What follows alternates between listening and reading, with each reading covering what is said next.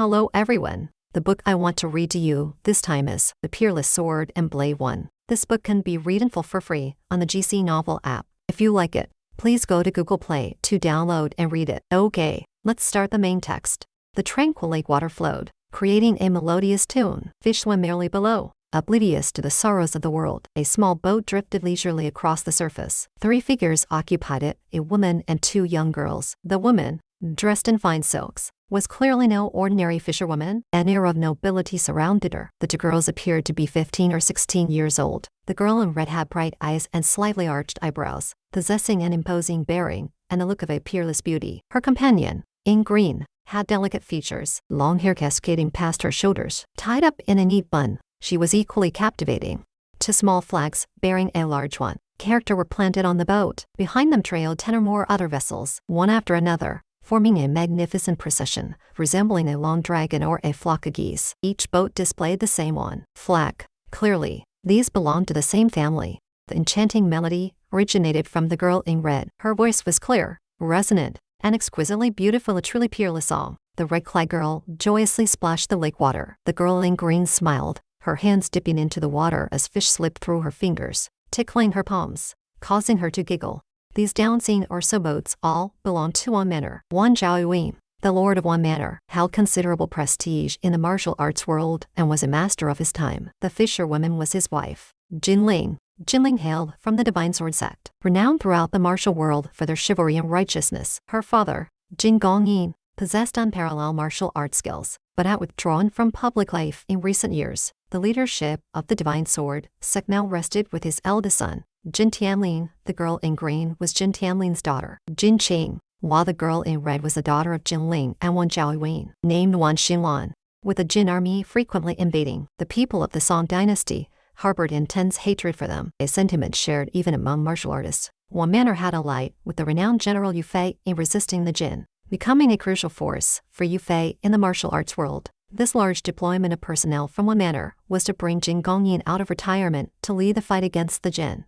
After playing in the water for a while, Wan Xinlan looked up and asked, "Mother, how much farther?" Jinling smiled gently. "We're almost there," Wan Xinlan pouted. "Grandfather is so strange. Why doesn't he just stay at one manor? Why does he have to live so far away?" Jin Qing, hearing her cousin, withdrew her hands from the lake and smiled. "La Mei, you don't understand. Grandfather prefers solitude. With so many people at one manor, he'd be uncomfortable. That's how reclusive masters are." She then splashed some lake water onto Wan Xinlan's face, saying, "Little silly." Wan Xinlan shrieked and retaliated by splashing water back at Jin Qing. The 2 girls laughed and played, their joy evident. Jinling watched her daughters with a loving smile, gently nudging the boat forward with her oar. As the boat continued, they saw a middle-aged man sitting under a pine tree. He was dressed in ragged clothes, wearing a straw hat, his face adorned with a thick beard. He appeared quite haggard. Wan Xinlan said, "Mother, that man looks pitiful. Come, we give him some bread." Jinling nodded. "Yes, go get some bread." Wan Xinlan complied, retrieving some flatbreads and giving them to Jinling. Jinling, holding the bread in one hand and the oar in the other, skillfully maneuvered the boat close to the pine tree, offering the bread to the man. "Sir, please have some bread to ease your hunger." The man took the bread, looked at Jinling, but didn't eat it. Jinling didn't mind and steered the boat away. Wan Xinlan was unhappy. She said to Jin Qing, "Sister, that man was so rude. We offered him bread, and he didn't even eat it." Jin Qing replied, "Perhaps he isn't hungry yet." Jinling frowned. Deep in thought, Wan Xinlan noticed. "Mother, what are you thinking about?" Jinling said, "I feel like I've seen that man before." A thunderous sound erupted behind them, startling Jinling. She looked back, a sight that left her stunned.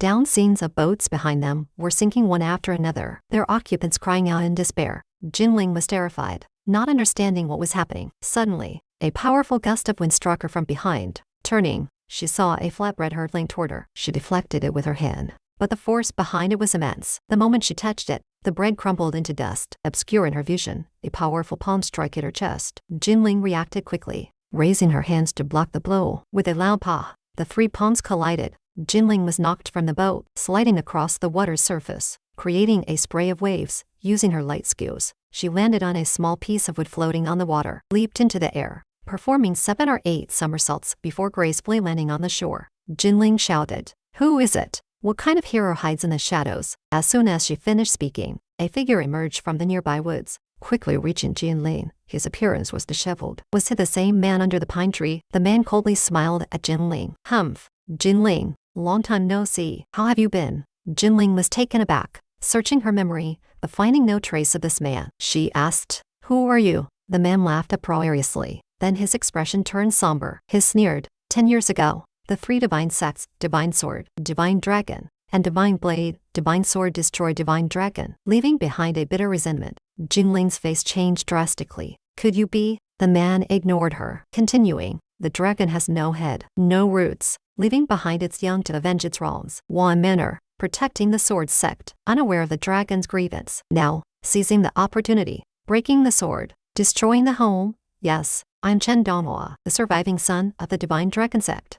Jinling had already guessed much of it, but hearing Chen Donghua's confession still shocked her. She trembled. You're still alive, Chen Donghua said fiercely. How could I die before killing your whole family? Your Divine Sword sect has wronged me terribly. With a burst of palm force, he attacked Jinling. She dodged, throwing several throwing knives. Chen Donghua caught them with incredible speed. In that short time, Jinling leaped back into the boat, paddling furiously away. Chen Donghua coldly snorted, glanced towards the woods, then laughed coldly, pursuing her. Jinling used her internal energy to propel the boat. Its speed astonishing, Jinling thought. That blow from Chen Donghua still stings. His skills have more than doubled. Even Zhao Yun wouldn't be a match for him. Only father can subdue him. I must get to father quickly. Making up her mind, she turned to the 2 girls. Hold on tight. But upon turning, she frowned. Except for the bag of food Wan Xinlan had taken earlier, her daughters were gone. Jinling panicked, but kept paddling, thinking, where did they go? Were they harmed by Chen Donghua? Father, Zhao Yun, brother, what should I do? She was in disarray. Suddenly, a purple figure appeared in the distance, moving with blinding speed, stopping before Jinling. Startled, Jinling looked up to see an old man with a long white beard and bright, piercing eyes. Despite his wrinkles, he radiated vitality. Jinling's heart leaped with joy. Father, the old man nodded. Chen Donghua came. Hasn't he? The old man was Jin Gongyin, the head of the Divine Sword sect and father to Jinling and her siblings. Meanwhile, as Chen Donghua and Jinling fought, the 2 girls hid in a corner of the boat, taking advantage of Chen Donghua's distraction. They ran into the nearby woods, unbeknownst to Jinling. She continued paddling away, leaving her daughters behind. The girls were puzzled and relieved when Chen Donghua left. Wan Xinlan asked, Sister, where did mother go? Why did she leave us? Jinqing pondered for a moment. Perhaps she went to get grandfather to rescue us. Wan Xinlan felt relieved. The 2 girls, afraid to leave the woods, huddled together beneath a large tree and fell asleep. Jinqing woke first, finding herself enveloped in darkness. Night had fallen. She woke Wan Xinlan. And Jin still hasn't come. Let's go home. Wan Xinlan, still drowsy, stumbled along behind Jinqing. Deeper into the woods, they soon realized they were lost. Night had fallen, and fear gripped them. Wan Xinlan sat her day down and wept. Sister, I'm so tired. Mother, I'm scared. Jinqing pulled Wan Xinlan up. La Mei, don't cry, we're almost there. In reality, she was also afraid, but as the older sister, she had to stay strong. She forced herself to remain calm, leading Wan Xinlan forward, but they could not find their way out. Jinqing knew they were lost. Instead of wandering blindly in the dark, they decided to rest, finding a tree. She sat her day down. La Mei, we're almost there, but we're tired. Let's rest now and leave tomorrow. Wan Xinlan nodded, lying down and falling asleep. Jinqing sighed in relief, leaning against the tree and thinking. And Jin hasn't returned. I wonder what happened. Was she harmed by that villain? It shouldn't be possible. And Jin is skilled, and grandfather is nearby. But why hasn't she come back? Jinqing couldn't understand the mystery weighing on her mind, and she eventually yawned. Stretching, her hand touched something soft and furry. She startled, grabbed it, and a cry of ouch echoed. Something spun and landed before her. Under the dim moonlight, she saw a person. Jinqing stood up and softly asked, Who is there? The person approached and countered. And who are you? Jinqing, startled, took a step back. What are you doing here? The person scratched their head. Shouldn't I be asking you that? What are you doing here? Why are you disturbing my sleep?